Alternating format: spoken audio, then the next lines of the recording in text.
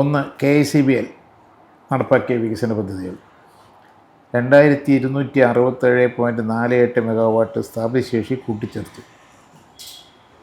ഈ current cut ഇല്ലാണ്ടായത് അതുകൊണ്ടാണ് കേട്ടോ. അതെ അതെ അതെ. ഇതിൽ 2086 മെഗാവാട്ട് സൗരോർജ്ജത്തിൽ നിന്നും 179.65 മെഗാവാട്ട് ജലവൈദ്യുതി പദ്ധതികളിൽ നിന്നും 1.25 മെഗാവാട്ട് കാറ്റിൽ നിന്നുള്ള വൈദ്യുതി ഉൽപ്പാദന നിലയങ്ങളിൽ നിന്നുമാണ് ഉണ്ടായി. ജലവൈദ്യുതികൾ തോട്ടിയാർ 40 megawatt, Pallivasal extension 60 megawatt, Perunthenaruvi 6 megawatt, Vellathooval 3.6 megawatt എന്ന പദ്ധതികൾ ഈ കാലയളവിൽ കമ്മീഷൻ ചെയ്തു. പ്രസരണ വികസനം 101 പുതിയ സബ്സ്റ്റേഷനുകളും 3218 സർക്യൂട്ട് കിലോമീറ്റർ ലൈനുകളും സ്ഥാപിച്ചു. വിതരണ മേഖല 34 ലക്ഷത്തിലധികം പുതിയ സർവീസ് കണക്ഷനുകൾ നൽകുകയും 22,346 ഡിസ്ട്രിബ്യൂഷൻ ട്രാൻസ്ഫോർമറുകൾ സ്ഥാപിക്കുകയും ചെയ്തു. ഫിലിമെൻ്റ് രഹിത ഗ്രാമപഞ്ചായത്ത് പദ്ധതി സർക്കാർ ആശുപത്രികളിലെ ഊർജ്ജ കാര്യക്ഷമത കൂടിയ കാർഷിക പമ്പുകൾ സ്ഥാപിക്കൽ എന്നിവ നടപ്പിലാക്കി. നൂതന പദ്ധതികൾ അംഗനവാടികൾക്കായി അങ്ങനെ ജ്യോതി, കെട്ടിടങ്ങളുടെ ചൂട് കുറയ്ക്കുന്നതിൻ്റെ കുളിർമ പദ്ധതികൾ ആവിഷ്കരിച്ചു. ഇലക്ട്രിക് വാഹനങ്ങൾ, വൈദ്യുതി വാഹനങ്ങളുടെ പ്രചരണം വർദ്ധിപ്പിക്കുന്നതിന് പ്രവർത്തനം പമ്പ്ഡ് സ്റ്റോറേജ് പദ്ധതികളുടെ പര്യവേക്ഷണത്തിനും തുടക്കം കുറിച്ചു. നമുക്ക് വീണ്ടും പാലക്കാട് ജില്ലയിലേക്ക് വരികയാണെങ്കിൽ ഇപ്പം ചിറ്റൂരിൽ തന്നെ ഒരുപാട് വികസന പദ്ധതികൾ നടപ്പിലാക്കി. നമ്മൾ നേരത്തെ പറഞ്ഞല്ലോ, അതിൽ പ്രധാനപ്പെട്ട ഒരു കാര്യമായിരുന്നു ആ കുടിവെള്ള പ്രശ്നം എന്ന് പറഞ്ഞത്. അപ്പോൾ അതായത് അവരുടെ വീടുകളിലേക്ക് മുൻകാലങ്ങളിൽ ടാങ്കറിലൊക്കെ കൊണ്ടുവന്നിരുന്ന വെള്ള സംവിധാനം മാറ്റിയിട്ട് താങ്കൾ ഇറിഗേഷൻ മന്ത്രിയായിരിക്കുമ്പോൾ വീട്ടുമുറ്റത്തേക്ക് പൈപ്പ് എത്തിച്ചു എന്നുള്ളതാണ്. അതിൽ വലിയൊരു സംതൃപ്തി അങ്ങക്ക് തോന്നിയിട്ടില്ലേ?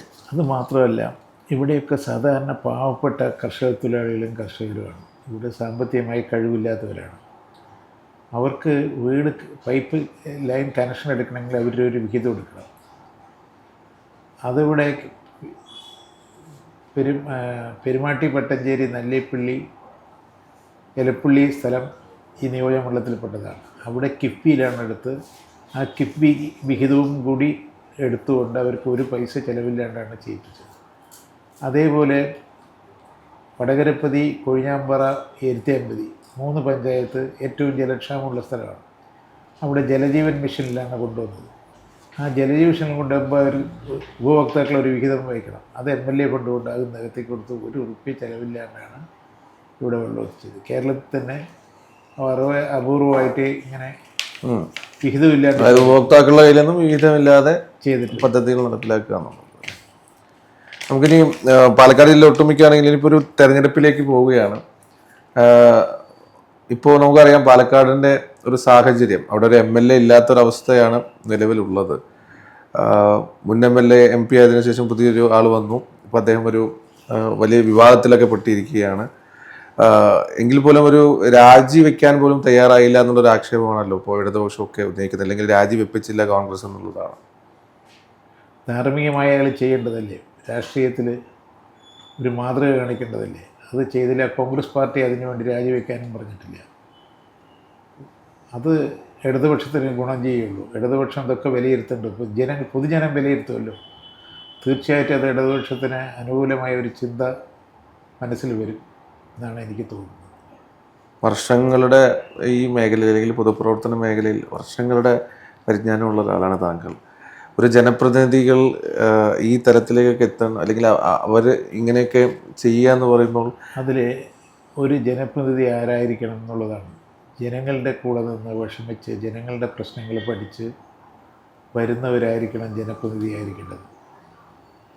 അതിന് ഡോക്ടർക്കോ എഞ്ചിനീയർക്കോ അല്ലെങ്കിൽ IAS അത് മനസ്സിലായില്ല. ജനങ്ങളുടെ ഇപ്പോൾ EMS എടുത്താൽ അദ്ദേഹം ഒളിവിലിരിക്കുമ്പോൾ കുടിയൊഴിപ്പിക്കൽ, ജന്മിമെന്ന് കുടിയൊഴിപ്പിക്കാൻ ഒളിവിലിരിക്കുന്ന കുടിലിൽ അധികാരത്തിൽ കയറി കുടിയൊഴിപ്പിക്കേണ്ട നിയമം കൊണ്ടുവന്നു. കാമരാജ് എന്താ ചെയ്തു? കാമരാജ് സ്കൂളിൽ പോയി സന്ദർശിക്കാൻ. ഒരു കുട്ടി ഇരുന്ന് കരയണം, എനിക്ക് ഭക്ഷണമില്ല എന്ന് പറഞ്ഞിട്ട്. ഭക്ഷണം കിട്ടിയില്ല പറഞ്ഞു. അപ്പോൾ കൂടെ ഉണ്ടായിരുന്ന ചീഫ് സെക്രട്ടറിയുടെ അടുത്ത് പറഞ്ഞു, ഇപ്പോൾ അയാൾക്ക് ഭക്ഷണം കൊടുക്കണം പറഞ്ഞു. അതിന് നിയമമില്ല പറഞ്ഞു. നിയമം ഉണ്ടാക്കി വൈകുന്നേരം ആകുമ്പോഴേക്കും ഇവിടെ വരണം കേട്ടോ പറഞ്ഞു. അങ്ങനെയാണ് മിഡ് ഡേ മീൽ ഇന്ത്യയിൽ മുഴുവൻ വന്നത് കുട്ടികൾക്ക്. അപ്പോൾ കുട്ടിയെ നോക്കാൻ അമ്മയുടെ കയ്യിലേക്ക് കൊടുക്കാൻ പാടില്ല, നേഴ്സിൻ്റെ കയ്യിലും ഡോക്ടറുടെ കയ്യിലും കൊടുക്കാൻ പാടില്ല.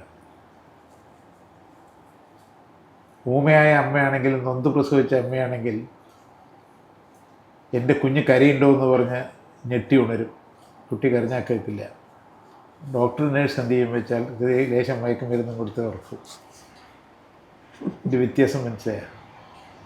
കുട്ടിയെ നോക്കാൻ അമ്മയുടെയിലേക്ക് കൊടുക്കാൻ പാടുള്ളൂ. ജനങ്ങളെ നോക്കാൻ, ജനങ്ങളുടെ ഇടയിൽ ജനങ്ങളുടെ വിഷമം മനസ്സിലാക്കി അത് വന്നാലേ ചെയ്യുള്ളൂ. ഞാനിപ്പോൾ ഇവിടെ വന്നപ്പോൾ 111 കോളനിയിൽ ലൈറ്റില്ല.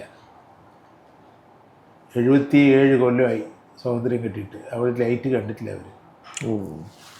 അവിടെ കൊടുക്കാനുള്ള തീരുമാനം എടുത്തപ്പോൾ പലവരും അതിന് എതിർപ്പ് പറഞ്ഞത് വലിയ ചിലവ് വരും, 72 കോടി രൂപ ചിലവ് വരും, എത്ര ചിലവ് വന്നാലും അത് കൊടുക്കണം എന്ന് പറഞ്ഞ് തീരുമാനമെടുത്തു. ഇനി 10 കോളനിയേ ഉള്ളൂ. അത് ലൈറ്റ് ഫോറസ്റ്റിൻ്റെ ഇതുകൊണ്ട് ലൈറ്റ് വലിക്കാൻ പറ്റാത്ത സ്ഥലങ്ങളിലാണ് അവർ താമസിക്കുന്നത്.